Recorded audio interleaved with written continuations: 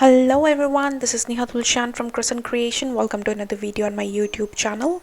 I'm starting a Christmas card series today and this is my first video of many to come. I chose to start with this beautiful stamp set from Stamptember from Simon Says Stamp and Fawn collaboration. And I've created this slimline card with removable ornaments / tags.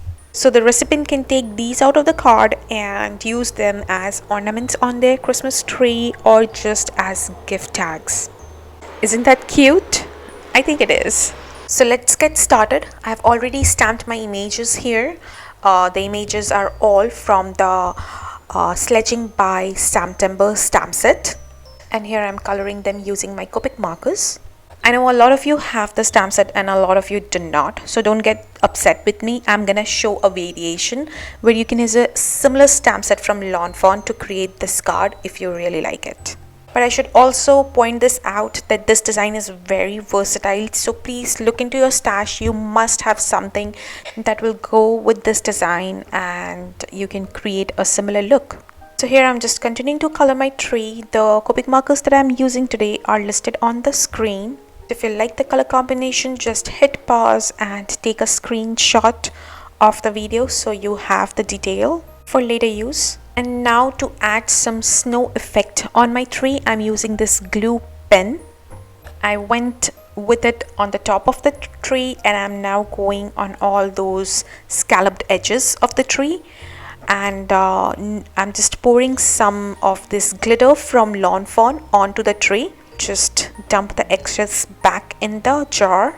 And here I'm just using a brush to fan off the excess glitter from around the tree. And that's it. I have a beautiful glittery snowy tree.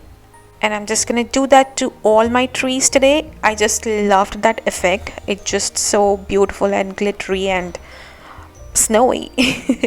Next I'm coloring this beautiful fox image. Sorry, I did not notice that the video was off when I was coloring his scarf. But I'm gonna put down the numbers on the screen just in case you want to know how I colored or what color markers I used to color the scarf. Here I'm coloring my fox now, and this is one of my favorite color combos to color a fox. I'm actually curious to know how many of you guys have this stamp set in your stash. I personally have been following Stamptember event for 4-5 years now, and I get the Fawn stamp sets almost every single year because I just love them and I think they are so adorable. But I also love the fact that just in case if you do not follow the event or by chance you were not able to grab the stamp set, you can find similar images in Fawn. And this is that image that I was talking about from the Snow One Like You stamp set from Fawn. It has this cute bunny and bear sledging together. I mean, it's so adorable. So just in case you do not have that Stamptember Sledging by stamp set, you can use this to create the card today. All the products that I have used today are listed and linked in the description box below. So it's fall already. I know, right? I think this past month or past 2 months have just flown by. I mean, I don't even know. It was September just yesterday and it's October. We are just at the mid of October now. I'm doing a Christmas series. I mean, I really wanted to do a Halloween series. I have lots of stamp sets that I wanted to use, but I could not make any Halloween cards this year. I mean, I don't know where I was so busy. I guess running a website does take a lot of effort that I did not think about before starting this website. So back to my project. To create the ornament / gift tag, I'm using this die from Simon Says Stamp. It's called the Ornament Options die set. It's from the CZ design and I am in love with this die set. I think it's absolutely adorable. So the main die cuts the ornament shape and then there is this smaller frame die that cuts these ornament frames that's just a teensy bit smaller than the main die. So here I'm creating a shaker ornament slash gift tag. So what I've done is I have die cut this frame multiple times using some white cardstock. And to create that window, I just measured a circle die that I had in my stash that fits this frame, and I cut a clear acetate sheet out of it, which I have already glued to my shaker well here. Die cut is pretty intricate. It's a very thin frame, so make sure you do not have a lot of glue oozing out from all around. But if you do, just use a brush or something to clean up that excess glue, especially from your acetate sheet, or it will show in your end result, which you do not want. So here I'm just gluing my last frame there to my shaker well. I have glued in total I think 7 of these frames together along with that circle die cut, the clear sheet, to create the shaker window. And now for my back piece that's gonna go ahead and close my shaker well, I also die cut that out of a clear sheet, and now I'm working on the hill for my scene. So here I'm just using my scissor to cut the hill. You can, if you want, use a die too, but I thought it's gonna take a long time, so I just used my scissor. And here I'm gluing that hill die cut using some liquid glue to my back of my shaker window. I almost forgot here to add some color to my hill, but I just remembered here, and since my back piece is a clear sheet, I can just go over it and add the color. So I'm using my blending brushes.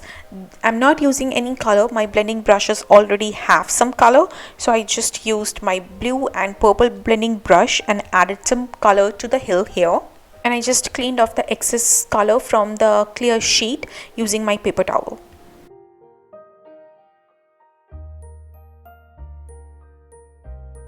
Now I'm just working on the scene here, so I'm starting to glue my trees. I chose to use one bigger and one smaller tree to add to my scene. Then I'm gonna go ahead and glue that adorable image from Snow One Like You stamp set. Isn't that bunny and the bear so cute together? I just love this stamp set, and this image just makes me happy every single time. The top part of my scene here looked a little empty to me, so I'm preparing that area using some anti-static powder tool, and now I'm stamping it using some snowflake image, which is from the Sledging by Stamptember stamp set. And I stamped the images using some clear ink, and here I'm just adding some white embossing powder on top of it. I did get a little bit of powder around my snowflake area, and I'm trying to clean off the excess using a fan brush, but I actually liked that effect of it, the sprinkled embossing powder little bit all over the surface. I might leave that as is for my next ornament that I create. So here I just heat set those snowflake images using my heat tool. Now I'm working on my shaker element. I'm adding this beautiful iridescent sequence mix from our store. It's a new addition to our huge collection of embellishments. It's shiny and it's pretty, and I just love this beautiful embellishment here.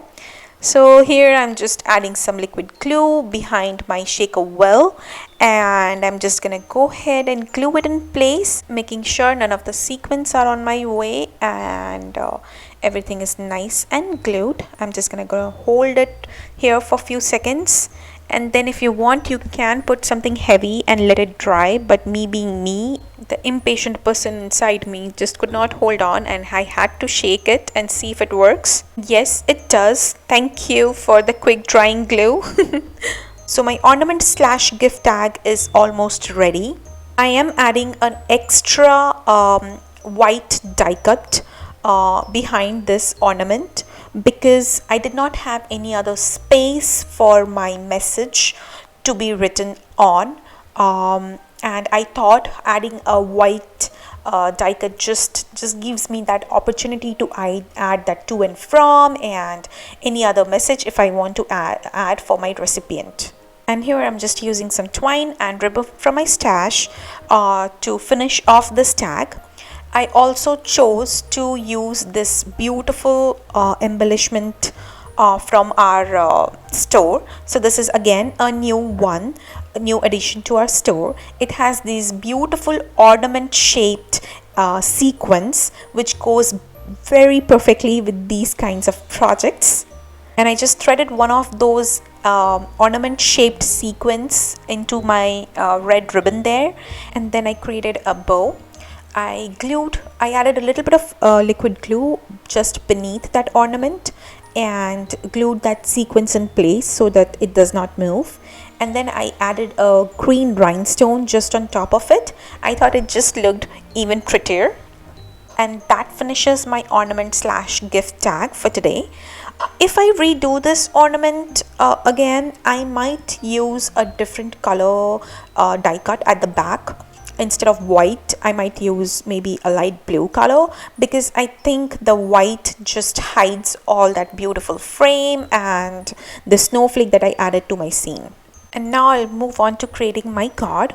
For my card, I created the rest two ornaments similarly, just did not add that white die cut behind. And now I'm working on my card background here. So for my slimline card here, I have a 3.5 by 8.5 inch white cardstock. And I am using some distress inks for my background today. So I'm using chipped sapphire, blueprint sketch and tumbled glass distress inks here.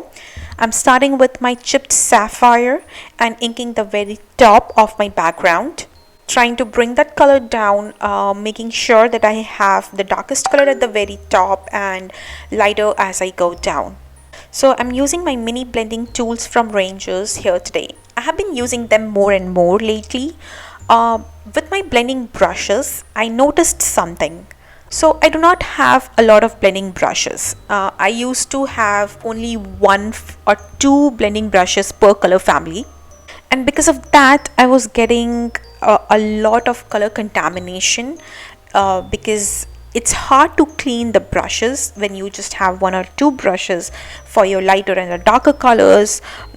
It's just hard. I mean, I saw that I was not getting the true colors. Like if I want to use tumbled glass, I was getting some residual ink from my blending brushes already, and it's hard to clean every single time after every single project the brushes. So I decided to switch back to my mini blending tools.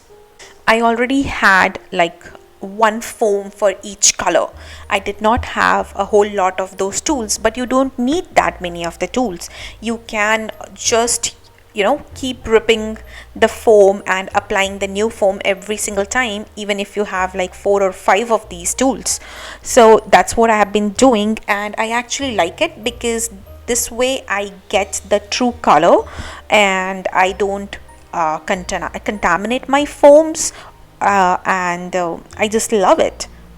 So here, back to my background, I applied blueprint sketch and now I am applying tumbled glass distress inks, but I thought I needed a little bit more darker color on the very top of my background. So here I'm using some black soot and adding color to the very top of my background, and that just gives me that right amount of darkness or right amount of dark color.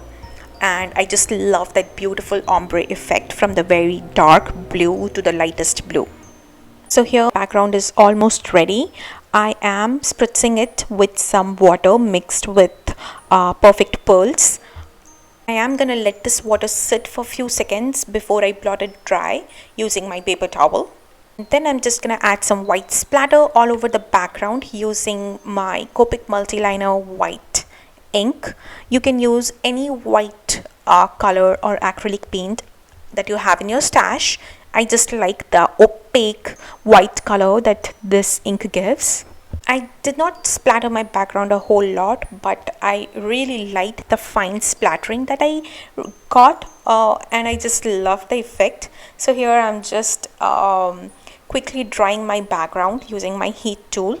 To add some texture to my background, I am using this Snow Flurries background stencil from Fawn and adding some snow to my background. And I'm applying the fairy dust paste all over using my palette knife. These pastes from Fawn are quick drying, so you want to move fast. So once I'm done applying the paste, I'll remove my stencil and palette knife and put it in water immediately. And here I have kept my background aside to dry and I'm working on the sentiments. So I pulled this dark blue cardstock from my stash and I've prepped it using my anti-static powder tool. And I'm stamping these sentiments using some clear ink, pouring some white heat embossing powder on it. Pouring embossing powder in white color, and then I'm gonna go ahead and heat set this using my heat tool. Pouring embossing powder in white color, and then I'm gonna go ahead and heat set this using my heat tool. Once my sentiments are nice and shiny, I'm gonna go ahead and trim them using my Guillotine trimmer. And while I have my trimmer out, I'm gonna go ahead and trim my background, which is now dry, a 1/4 inches small from all 4 sides. So here all my elements are ready. I'm working on my card now. So I was just trying to figure out a way to put these ornaments on my card and an easy way for the recipient to pull them off. And I found that the best way is to just put these on the front of the card and wrap them around at the back and just use some scotch tape to make sure that they don't move and stay in place. I didn't have any scotch tape in hand, so I used my regular adhesive tape, but you can use scotch tape and it will be easily removable. The ornaments will be easily removable if the recipient wants to from the card. And you can just let the recipient know, maybe add a note, and that's all. So now my ornaments are in place and I have to glue my sentiment strips. For them, I pulled out these adhesive strips that's new to our store. They come in a pack of 2. You get 2 different sizes. So this one, the one I'm using here, is 5 mm strips, and we also have a 3 mm strip. They are perfect for adding these sentiment strips to your projects or for creating shaker cards. No more cutting thin foam strips for your projects and worrying about them being perfect and straight. These thin strips will save you so much time and energy. So once I have all my sentiment strips prepped and ready, I'm gonna go ahead and pull off the backing from behind the sentiment strips and glue them in place.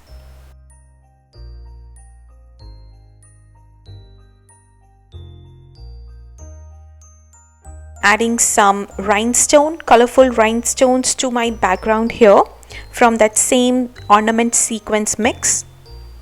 And now to finish off, I'm just gonna go ahead and glue this card front to a white card base.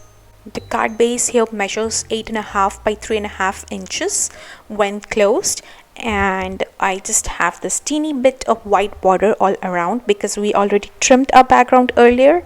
So yeah, that finishes my card for today. I hope you guys enjoyed this video and really liked this project. If you did, do not forget to give this video a thumbs up and subscribe to my channel if you haven't already. I do have a lot more videos coming for you soon. Until next time, happy crafting!